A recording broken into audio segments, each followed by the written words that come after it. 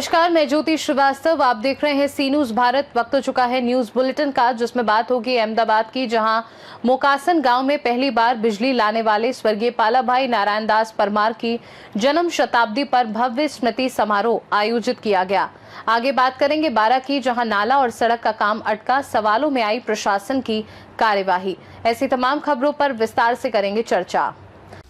महापुरुष स्मृति स्मारक सेवा ट्रस्ट द्वारा कड़ी के पूर्व विधायक स्वर्गीय पालाभाई नारायण दास परमार की जन्म शताब्दी वर्ष के उपलक्ष्य में भव्य स्मृति एवं श्रद्धांजलि समारोह का आयोजन किया गया। समाज के 500 से अधिक लोगों की उपस्थिति में कार्यक्रम श्रद्धा और गौरव के साथ संपन्न हुआ। स्वर्गीय पालाभाई नारायण दास परमार केवल एक जनप्रतिनिधि ही नहीं थे, बल्कि सामाजिक समरसता, विकास और जन सेवा के प्रणेता थे। कार्यक्रम की अध्यक्षता किरीट सोलंकी, अनुसूचित जाति मोर्चा अध्यक्ष ने की। मुख्य अतिथि के रूप में दर्शना बेन वाघेला, राज्य मंत्री गुजरात सरकार की गरिमामय उपस्थिति ने कार्यक्रम को विशेष महत्व प्रदान किया। इस अवसर पर समाज के उन व्यक्तियों का सम्मान किया गया जिन्होंने समाज के लिए उल्लेखनीय कार्य किए हैं तथा विभिन्न महत्वपूर्ण पदों पर सेवाएं देकर सेवानिवृत्त हुए हैं। कार्यक्रम में दलित समाज के जननेता, कर्मठ राजनेता, सामाजिक संस्थाओं के संचालक, धार्मिक संस्थाओं के महंतगण, समाज के पदाधिकारी एवं बड़ी संख्या में समाजजन उपस्थित रहे। रहेगा और आपका परिचय? हाँ, मेरा नाम है बीना किरण कुमार परीख। मैं स्वर्गीय पालाभाई नारायण दास परमार की पुत्र वधू हूँ और किरण कुमार परीख की पत्नी हूँ। आज का जो प्रोग्राम है वो हमारे स्वर्गीय दादा ससुर के 100वीं जन्म जयंती के हम उनकी पुरानी यादें जो उन्होंने इस समाज को उनके समय में दी हुई है उनको ताजा कर रहे हैं। आज का कार्यक्रम उनकी 100वीं जन्म जयंती पर उन्होंने समाज में और खास करके परिवार में क्या अपना योगदान दिया है उसको हम वापस से याद करेंगे। और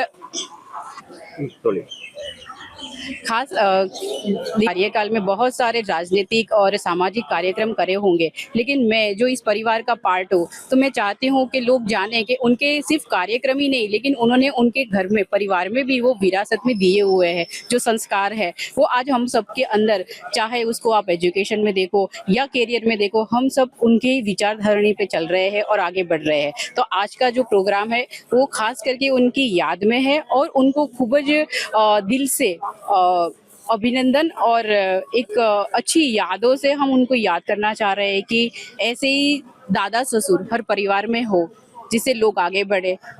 परिवार में कैसी खुशी इस बात के लेकर? परिवार में पहले जो देखा जाए ना तो जो टिपिकल जो हमारे समाज में लोगों की मेंटालिटी होती है ना, उससे कहीं ज्यादा 100 गुनी ज्यादा ये परिवार में समझ है। लोगों को एक दूसरे की लाइफ में आगे बढ़ने के लिए उत्साह है। मेरे जो दादा ससुर है और जो मेरे ससुर है, मेरे ससुर में उनके सारे के सारे जो भी अच्छे गुण है वो सब उनमें है। वो चाहते हैं कि घर की बेटी हो या बहू हो, मैं उनकी बहू हूँ, बट उन्होंने कभी मुझे इस तरीके से नहीं रखा है कि मैं एक लिमिटेड घर की सिर्फ बहू बन के रहूँ। उन्होंने मुझे आगे बढ़ने के लिए बहुत प्रेरणा दी हुई है और आज भी मैं जो कारकिर्दी पे अपना काम कर रही हूँ उसमें सबसे ज़्यादा मैं अगर किसी का शुक्रिया करूँगी तो वो है मेरी फैमिली, मेरे सास ससुर, मेरे दादा ससुर, जिन्होंने मैंने उनको देखा नहीं है, बट हाँ उन्होंने जो इनको सिखाया है वो मैंने देखा है, अनुभव किया है और उसकी मुझे बहुत ही गर्व है कि मैं ऐसे परिवार का पार्ट हूँ जहाँ लेडीजों को एक सम्मान तक देते हैं, सम्मान आगे बढ़ने का हौसला देते हैं। सिर्फ तक देने से काम नहीं होता है, लेकिन साथ में जो मानसिक सपोर्ट भी चाहिए होता है वो यहाँ ये परिवार में मुझे हर सभ्य से मिला है, चाहे छोटा हो या बड़ा हो। तो मैं अपने आप को बहुत ही गर्व महसूस करती हूँ कि मैं इस परिवार का पार्ट हूँ और आज इस प्रोग्राम को मैं अपने दादा के लिए, दादा ससुर के लिए जो 2 वाक्य बोल सकूंगी, मैं अपना योगदान जरूर दूंगी। Thank you so much. Thank you. Palabhai એ ધારાસભ્ય હતા અને એમના દીકરા હરગોવિંદભાઈ અને એમના પુત્ર કિરણભાઈ એમના સ્મૃતિમાં આજે એક કાર્યક્રમ રાખ્યો છે ને આ કાર્યક્રમમાં આપણે જોઈએ પ્રમાણે કે પાલાભાઈએ તેમના જીવનમાં સમાજના સેવા માટે કયા કયા કામ કર્યા છે એનું આપણે અહીંયા એક વર્ણન કરીએ અને હું એ વાત જરૂર કહીશ કે એમણે મોકાખણ તાલુકા અને કડીમાં ત્યાંથી એમના જીવનની શરૂઆત કરી અને ત્યાં એક સરપંચ તરીકે એ ચૂંટાયા. ત્યારબાદ એ રાજનીતિમાં ધારાસભ્ય તરીકે પણ ધારાસભ્ય બન્યા આવીને, અને જોટાણા સીટ પરથી પણ એ લડ્યા. ત્યારબાદ અમદાવાદ બાળજમાંથી એ ચૂંટણી કોર્પોરેશનને લડ્યા અને એ ચેરમેન પણ બન્યા. હું એ વાત જરૂર કહીશ કે આ એમની જીવનની સફરમાં એમણે જે કામ કર્યા ને એ સમાજના લોકોને ખૂબ ઉપયોગી થાય એવા કામ કર્યા છે. સેવાનું કામ કર્યું છે. આખું જીવન એક આદર્શ જીવન હતું ને એમના જીવનમાંથી આપણે ઘણું બધું શીખવું જોઈએ. એના માટે એમના પરિવારનો એક પ્રયત્ન છે. થોડા સમય પહેલા મારા મત વિસ્તાર અસારવામાં પણ એક સરસ સેવાકીય કાર્યક્રમ રાખ્યો હતો પરિવારે, એમાં પણ હું ઉપસ્થિત હતી. ત્યારબાદ હમણાં આપણે જાણીએ છીએ પ્રમાણે કે એક પેડ માં કે નામ જે આપણા વડાપ્રધાન શ્રીએ એક સૂચન બધાને કર્યું છે, તો આ પરિવારે આમના યાદમાં 111 વૃક્ષો પણ વાવ્યા અને એનું જતન થઈ રહ્યું છે. એવા અવારનવાર આ પરિવાર, પાલાભાઈનો પરિવાર એક સેવાકીય કામ કરે છે. અને એની સાથે સાથે એમના જે દાદા હતા એ કિરણભાઈના દાદા, એમણે જે આખી જીવન સેવા કરી છે અને સમાજ માટે કામ કર્યું છે, તો સમાજને આજે અહીંયા ભેગા કરીને એમની સ્મૃતિમાં એક શ્રદ્ધાંજલિનો કાર્યક્રમ રાખ્યો છે. અમને બધાને બોલાવ્યા હતા અને હું પણ રાજનીતિમાં છું, ધારાસભ્ય છું, મંત્રી છું, તો હું એ જરૂર વિચારીશ કે આ લોકોના જીવનમાંથી આપણે પણ ઘણું બધું શીખવાનું છે. અને એ લોકોએ જે રીતે સેવાનું કામ કર્યું અને સમાજમાં આજે પણ ખૂબ લોકો એમને યાદ કરી રહ્યા છે, તો એમના જીવનમાંથી હું પણ એક એવી શીખ લઈશ કે આપણે બધા સમાજનું સારું કામ થાય, સેવાનું કામ થાય એ તરફ વળવું જોઈએ.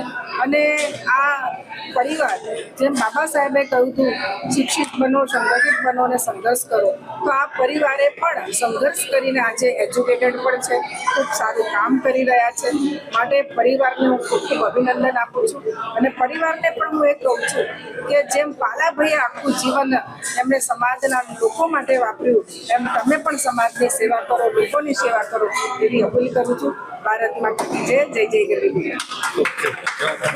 अहमदाबाद से सीनू संवाददाता यज्ञेश गोस्वामी की रिपोर्ट।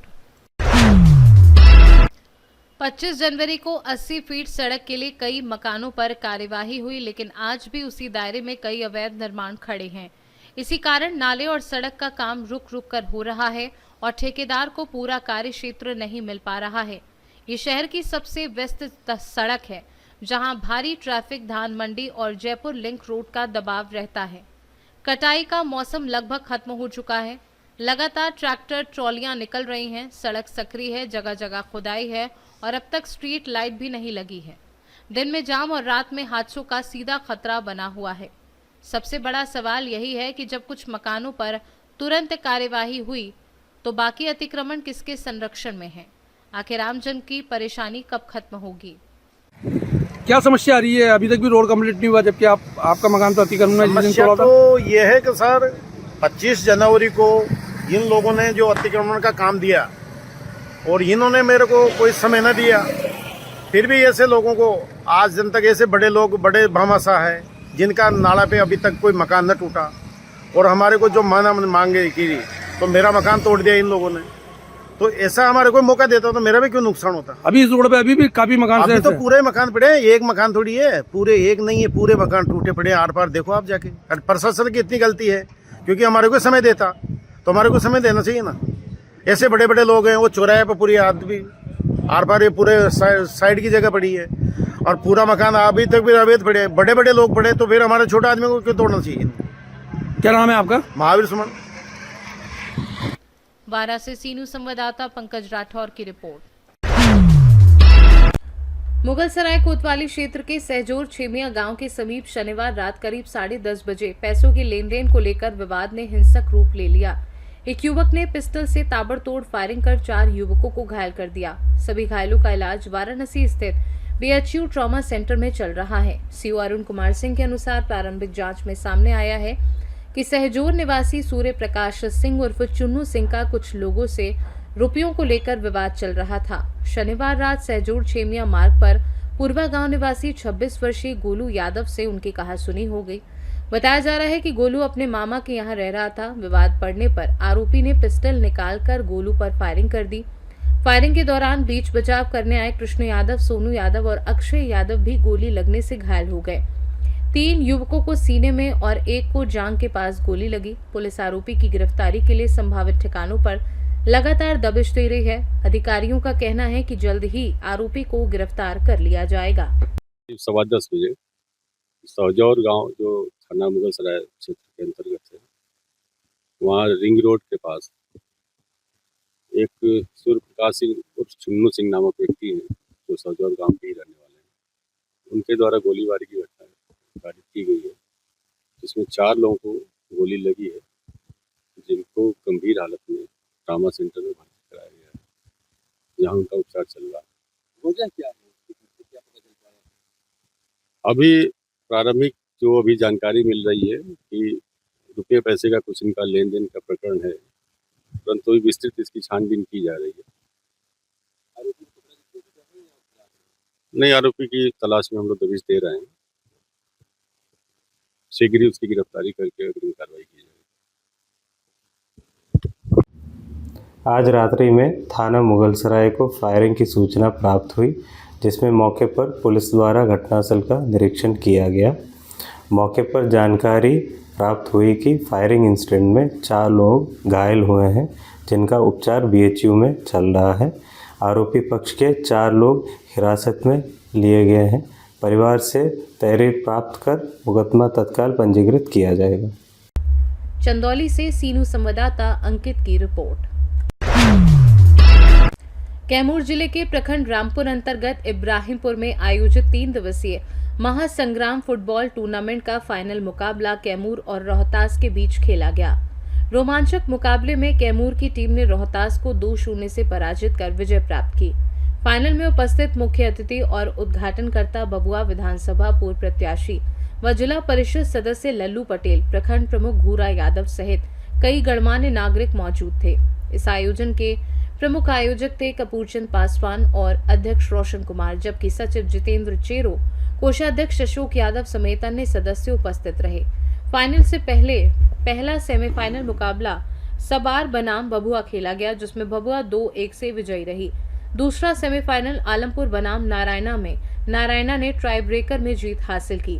तीसरे मुकाबले में फाइनल के लिए कैमूर बनाम रोहतास खेला गया, जिसमें विजेता कैमूर रही। समारोह में सभी खिलाड़ियों को दीवाल घड़ी देकर पुरस्कृत किया गया और हौसला अफजाई की गई। कैमूर से सीनू संवाददाता राम प्रवेश तिवारी की रिपोर्ट। आज थाना नलखेड़ा पर होली दहन को लेकर आयोजकों से चर्चा की गई और शांति से त्योहार मनाने की समझाइश दी गई। इस मौके पर नलखेड़ा तहसीलदार श्रीवास्तव, थाना प्रमुख TI यादव और सम्मानीय नागरिक उपस्थित रहे। नलखेड़ा से सीनू संवाददाता इमरान लाला की रिपोर्ट। न्यूज बुलेटिन में फिलहाल के लिए इतना ही। बने रहिए सी न्यूज भारत के साथ। हर खबर आपके साथ, आपके हाथ।